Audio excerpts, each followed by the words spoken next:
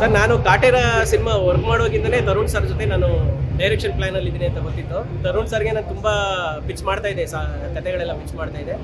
ಮಧ್ಯೆ ಒಂದ್ಸಲಿ ಶೂಟಿಂಗ್ ಎಂಡಲ್ಲಿ ಇರಬೇಕಾದ್ರೆ ಈ ಲೈನ್ ಹೇಳಿದೆ, ಅವ್ರಿಗೆ ತುಂಬ ಇಂಪ್ರೆಸ್ ಆಯಿತು. ಇದಾದ್ಮೇಲೆ ಅದರಲ್ಲಿರೋ ಒಂದು ಪಾಯಿಂಟ್ ಇಟ್ಕೊಂಡು ಇದನ್ನ ಎನ್ಹಾನ್ಸ್ ಮಾಡಿದ್ರೆ ವರ್ಕ್ ಆಗುತ್ತೆ ಮಗ ಅಂತ ಹೇಳಿದ್ರು. ಅದನ್ನ ಇಟ್ಕೊಂಡು ಒಂದು ವರ್ಷ ಫುಲ್ಲು ಟ್ರಾವೆಲ್ ಮಾಡಿದ್ವಿ ಕತೆನ. ಕತೆ ಲಾಕ್ ಆದ ತಕ್ಷಣ ತರುಣ್ ಸರ್ಗೂ ಫಸ್ಟು ಪ್ರೊಡಕ್ಷನ್ ಮಾಡೋ ಥರದ್ದು ಹೇಳಿರಲಿಲ್ಲ ನಾನು, ನೀವು ಜೊತೆಲಿ ಇರ್ಬೇಕು ಸರ್, ನನಗೆ ನೀವೊಬ್ರು ಗೈಡ್ ಆಗಿ ಅಂತ ಹೇಳಿದೆ. ಅವ್ರು ಹಾಗೇ ಇದ್ರು. ಆಮೇಲೆ ಅವ್ರ ಕತೆ ಮೇಲೆ ಒಂದು ಕಾನ್ಫಿಡೆಂಟ್ ಬಂದು ಕತೆ ಇದು ಚೆನ್ನಾಗಾಗುತ್ತೆ ಅಂತೇಳಿ ತರುಣ್ ಸರೇ ಕೊನೆಗೆ ಪ್ರೊಡಕ್ಷನ್ ಮಾಡುವಂಥ ಒಂದು ನಿರ್ಧಾರ ತಗೊಂಡ್ರು.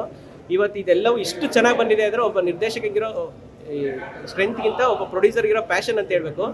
ಕತೆಗಾಗಲಿ ನಿರ್ದೇಶಕಾಗಲಿ ಏನು ಬೇಕು ಏನು ಬೇಡ ಎಲ್ಲವೂ ಅಷ್ಟು ಕ್ಲಾರಿಟಿ ಇರುವಂಥ ಒಬ್ಬರು ಪ್ರೊಡ್ಯೂಸರ್. ಅವರು ಬರೀ ಪ್ರೊಡ್ಯೂಸರ್ ಅಷ್ಟೇ ಅಲ್ಲ, ಇದರಲ್ಲಿ ಕ್ರಿಯೇಟಿವ್ ಕೆಲಸ ಮಾಡಿರೋದ್ರಿಂದ ನಂದೇ ಕೆಲವು ತಪ್ಪು ನಿರ್ಧಾರಗಳಿರ್ಬೋದು, ನನಗೆ ಕೆಲವು ಕ್ಲಾರಿಟಿ ಏನೋ ಡಿಸಿಷನ್ ತಗೊಳ್ಳೋಕ್ಕೆ ಗೊಂದಲ ಆಗಿರ್ಬೋದು. ಆ ಟೈಮಲ್ಲೆಲ್ಲ ನಿಂತು ಅವರು ಒಂದು ಪಾಸಿಟಿವ್ ಆಗಿ ನಿಂತು ಜೊತೆಗೆ ನಿಂತು ಇವತ್ತೊಂದು ಇಷ್ಟು ಚೆನ್ನಾಗಾಗಿದೆ ಅಂತಂದರೆ ನಾನು ಹೇಳೋದು ನನಗಿಂತ ಜಾಸ್ತಿ ಕ್ರೆಡಿಟ್ ಅವ್ರಿಗೆ ಸೇರುತ್ತೆ, ಅಷ್ಟು ಚೆನ್ನಾಗಾಗಿದೆ ಅಂತ ಹೇಳ್ತೀನಿ ಸರ್. ಒಬ್ಬ ನಿರ್ದೇಶಕನಾಗಿ, ಹೊಸ ನಿರ್ದೇಶಕನಿಗೆ ನಮಗೆ ಇವೆಲ್ಲ ಈ ಶುಕ್ರವಾರ ಅನ್ನೋದು ತುಂಬ ಸ್ಪೆಷಲ್. ಅಂದರೆ ಥಿಯೇಟ್ರಲ್ಲಿ ಎಲ್ಲ ಜನ ಸೇರೋದು, ಸಿನಿಮಾ ನೋಡೋದು, ನಾನು ಮಾಡಿರೋ ಸಿನಿಮಾ ನೋಡ್ತಾರೆ ಅನ್ನೋದು, ಆ ಎಕ್ಸೈಟ್ಮೆಂಟ್ ಇವತ್ತು ಎಷ್ಟು ಖುಷಿಯಾಗಿದೆ ನನಗೆ ಅಂತಂದರೆ, ಮಧ್ಯ ಅವರು ಹಾಕೋ ಶಿಳ್ಳೆಗಳು, ಚಪ್ಪಾಳೆಗಳು, ಅವ್ರ ಕಿರ್ಚಾಟಗಳು ಯಾವುದು ನಮ್ಮದು ಅಂತ ಅನ್ಸೋದಿಲ್ಲ. ಅದು ಅಂದರೆ ಅದು ಕತೆಗಿರುವಂಥ ತಾಕತ್ತು. ಒಂದು ಕತೆ ಅವೆಲ್ಲವನ್ನು ತಗೊಳ್ತದೆ. ಒಬ್ಬ ನಾವೆಲ್ಲರೂ ಆರ್ಟಿಸ್ಟ್ ಇರ್ಬೋದು, ಡೈರೆಕ್ಟರ್ ಇರ್ಬೋದು, ಪ್ರೊಡಕ್ಷನ್ ಇರ್ಬೋದು, ಎಲ್ಲರೂ ನೆಪ ಮಾತ್ರ ಅಷ್ಟೇ ನಾವು. ಆ ಥರದೊಂದು ಕತೆ ಆಡಿಯನ್ಸ್ ಜೊತೆ ಕನೆಕ್ಟ್ ಆದರೆ ಅವನು ಅದಕ್ಕೆ ಏನು ಬೇಕೋ ಅದನ್ನು ಕೊಡ್ತಾನೆ. ಇವತ್ತು ಕನ್ನಡ ಜನತೆಗೆ ಥ್ಯಾಂಕ್ಸ್ ಹೇಳೋಕ್ಕೆ ಇಷ್ಟಪಡ್ತೀನಿ. ಇವತ್ತು ನಮ್ಮ ಸಿನಿಮಾಗೆ ಆ ಥರದೊಂದು ರೆಸ್ಪಾನ್ಸ್ ಕೊಟ್ಟಿದ್ದಾರೆ.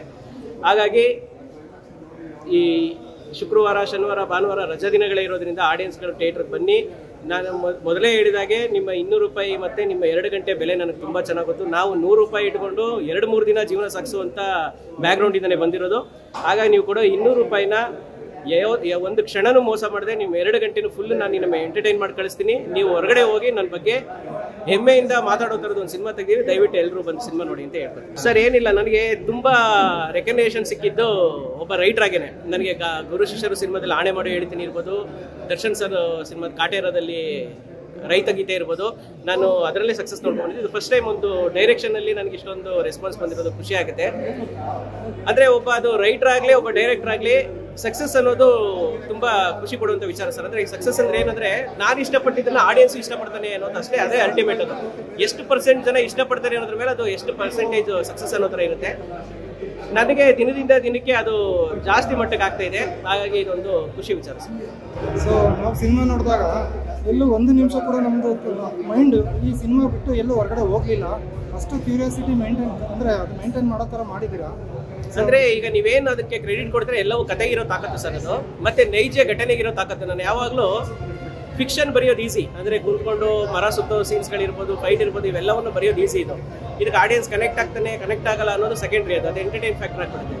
ಬಟ್ ರಿಯಲ್ ಇನ್ಸಿಡೆಂಟ್ಗಳಂದ್ರೆ ಏನಂದರೆ ನಿಮಗೆ ಜನಕ್ಕೆ ಅರ್ಧ ಗೊತ್ತಿರುತ್ತೆ, ಇನ್ನು ಅರ್ಧ ಡೀಟೇಲಿಂಗ್ ಹೇಳಿದಾಗ ವಾವ್ ಫ್ಯಾಕ್ಟರ್ ಆಗುತ್ತೆ ಅದು. ಹಾಗಾಗಿ ನಾನು ಯಾವಾಗಲೂ ನೈಜ ಘಟನೆಗಳು ಮತ್ತು ರಿಯಲ್ ಮೇಕಿಂಗ್, ನೀವು ಕಣ್ಣಾಡ್ಸೋಕ್ಕಾಗಲ್ಲ ನನಗೆ ಹಾಗೆ ಏನಂತೀರ ಅಂದರೆ, ನಾ ಅಲ್ಟಿಮೇಟ್ ಇದ್ದಿದ್ದೆ ಏನಂದರೆ ಆಡಿಯನ್ಸ್ ಥಿಯೇಟರ್ ಕೂತಿದ್ರೆ ನನ್ನ ಎದುರುಗಡೆ ಇದು ವಿಷಯ ನಡೀತಾ ಇದೆ ಅನ್ನೋ ಥರದ್ದು ಅನಿಸ್ಬೇಕಾಗಿತ್ತು. ಇವತ್ತು ಎಕ್ಸ್ಪೀರಿಯನ್ಸ್ ಎಲ್ಲರೂ ಮಾಡಿದ್ದಾರೆ. ಹಾಗಾಗಿ ಈ ಎಕ್ಸ್ಪೀರಿಯನ್ಸ್ನ ಥಿಯೇಟ್ರಲ್ಲೇ ಮಾಡಬೇಕು ನೀವು. ಹಾಗಾಗಿ ಥಿಯೇಟ್ರಿಗೆ ಬನ್ನಿ, ಸಿನಿಮಾ ನೋಡಿ, ನಿಮಗೆ ಖುಷಿ ಆಗೋ ಥರದ್ದೊಂದು ಸಿನಿಮಾ ಮಾಡಿದ್ದೀನಿ. ಫ್ಯಾಮಿಲಿ ಸಮೇತ ಎಲ್ಲರೂ ಬನ್ನಿ, ಎಲ್ರಿಗೂ ಇಷ್ಟ ಆಗುತ್ತೆ ಸರ್. ಏನಂದರೆ ಕೆರಿಯರ್ ಬಿಲ್ಡ್ ಮಾಡುವಂಥ ಗಳಿಗೆ ಇದು ನಮ್ಮದು. ಅಂದರೆ ನಾವೇನು ಸಿನಿಮಾ ಇಂಡಸ್ಟ್ರಿನೇ ಆಗಿ ಏನು ಫ್ಯೂಚರ್ ಏನು ಅಂತ ಕ್ಲಾರಿಟಿ ಇಲ್ಲದೆ ಬಂದು ಸೇರ್ಕೊಂಡಿರ್ತೀವಿ ನಾವು. ಇವತ್ತಿನ ದಿನ ಏನಾಗುತ್ತೋ ಅದು ನಾಳೆ ನನಗೆ ಫ್ಯೂಚರ್ ಥರ ಇರೋದು. ಅಂದರೆ ನಾನು ನಾಳೆಯಿಂದ ಸ್ಟಾರು ಆಗ್ಬಿಡ್ಬೋದು, ನಾಳೆಯಿಂದ ಪುನಃ ಝೀರೋಯಿಂದ ಕೆಲಸ ಶುರು ಮಾಡ್ಬೋದು, ಅಥವಾ ನಾಳೆಯಿಂದ ನನಗೊಂದು ಸೆಟಲ್ಡ್ ಲೈಫ್ ಕ್ರಿಯೇಟ್ ಮಾಡ್ಬೋದು. ಅದನ್ನು ಇವತ್ತಿನ ದಿನ ನಿರ್ಧಾರ ಮಾಡುತ್ತೆ ನಮಗೆ. ಆ ಥರದೊಂದು ಭಯದಲ್ಲೇ ಸಿನಿಮಾ ಮಾಡ್ತಾ ಇರ್ತೀವಿ. ಒಂದು ಸಿನಿಮಾಗಿರೋ ತಾಕತ್ತು ಏನಂದರೆ ರಾತ್ರಿ ನೀವು ಇಡೀ ದೇಶಕ್ಕೆ ಪರಿಚಯ ಆಗ್ಬಿಡ್ತೀರಾ. ರಾತ್ರಿ ಪುನಃ ಝೀರೋಗೆ ಬಂದು ಝೀರೋಯಿಂದ ಶುರು ಮಾಡಬೇಕಾಗುತ್ತೆ, ಅಥವಾ ರಾತ್ರಿ ನೀವೊಬ್ರು ಕಾಮನ್ ಮ್ಯಾನ್ ಆಗ್ಬಿಡ್ತೀರಾ. ಇದನ್ನ ಒಂದು ಸಿನಿಮಾನೇ ಮಾಡೋದು. ಹಾಗಾಗಿ ಆ ಭಯ ಇದ್ದೇ ಇರುತ್ತೆ ಸರ್ ನಮಗೆ. ಇದು ಬರೀ ಮೊದಲನೇ ಸಿನಿಮಾ ಅಲ್ಲ, ಪ್ರತಿ ಸಿನಿಮಾದಲ್ಲೂ ಆ ಭಯ ಇದ್ದೇ ಇರುತ್ತೆ. ಯಾಕೆಂದರೆ ಒಂದು ಸಿನಿಮಾ ಮಾತ್ರ ನಮ್ಮನ್ನ ಮೇಲೆ ಕೆಳಗೆ ತಗೊಳ್ಳೋವಂಥ ತಾಕತ್ತಿರೋದು. ಹಾಗಾಗಿ ಆ ಸಿನಿಮಾಗೆ ನಾವು ಪ್ರಾಮಾಣಿಕವಾಗಿದ್ದೀವಿ. ಆ ಸಿನಿಮಾ ಪ್ರಾಮಾಣಿಕತೆಯಲ್ಲಿ ನಮ್ಗೆ ಏನು ಕೊಡಬೇಕು ಅದನ್ನು ಕೊಟ್ಕೊಂಡು ಹೋಗುತ್ತೆ ಸರ್.